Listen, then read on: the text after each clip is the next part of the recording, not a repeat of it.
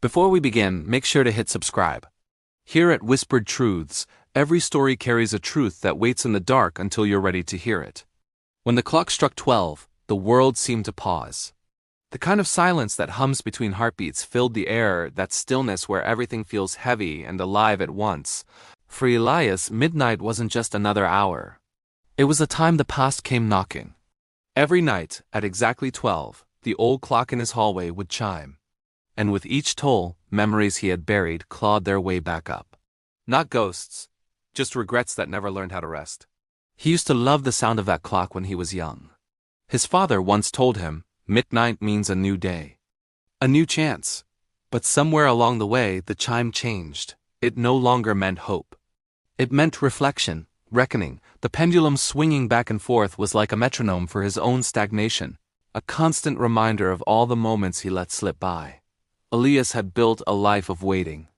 Waiting to say what mattered, waiting to forgive, waiting to live beyond routine. And time, patient as ever, watched him do nothing. That night, different from the others, he sat in the dark, watching the minute hand tremble toward 12. His house was still. His thoughts weren't.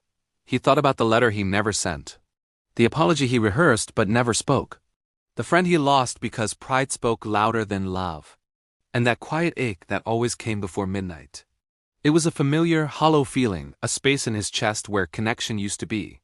The dust on the mantelpiece seemed to grow thicker each year, a physical representation of the dust that had settled over his most important relationships. When the first chime rang, it felt like a heartbeat. By the third, his chest was tight. By the fifth, his eyes stung. By the 12th, he was crying.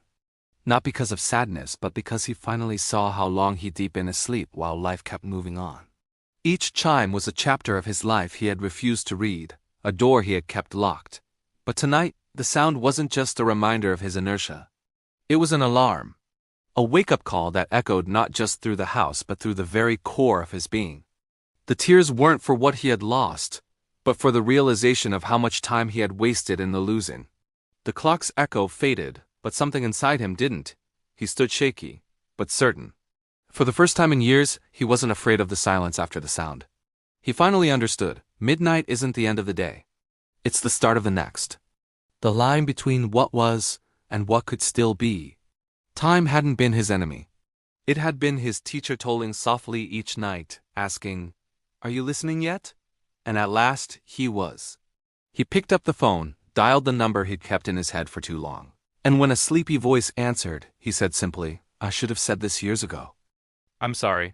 On the other end, silence. Then a quiet laugh, then forgiveness. When the clock struck 12 the next night, Elias didn't flinch. He smiled, because midnight had arrived again, and this time it didn't bring regret, it brought peace. He had learned that the ticking of a clock isn't a countdown to an end, but a rhythm for a beginning. It's a constant, gentle push forward, an invitation to start over again and again, with every new day. The silence that followed the chimes was no longer empty. It was filled with the promise of tomorrow, a quiet canvas waiting for new memories to be painted. His house, once a museum of regret, now felt like a home again, warm and full of possibility. The old clock in the hall kept its time, but now it chimed in harmony with the newfound rhythm of his heart, a rhythm of hope and forward motion. What is your midnight clock? What is that one recurring thing in your life that keeps reminding you of something left undone? Maybe it's not a sound. Maybe it's a photograph you pass every day, a song that comes on the radio, or a name that pops into your head for no reason.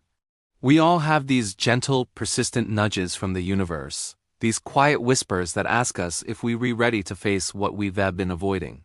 It's so easy to build walls around these reminders, to tune them out, to tell ourselves we'll get to it one day. But one day is a myth. It's a comfortable lie we tell ourselves to postpone the discomfort of action. The truth is that discomfort is where growth happens. It's in the vulnerability of reaching out, of admitting a mistake, of finally taking that first step towards something you've been putting off for far too long. Think about it.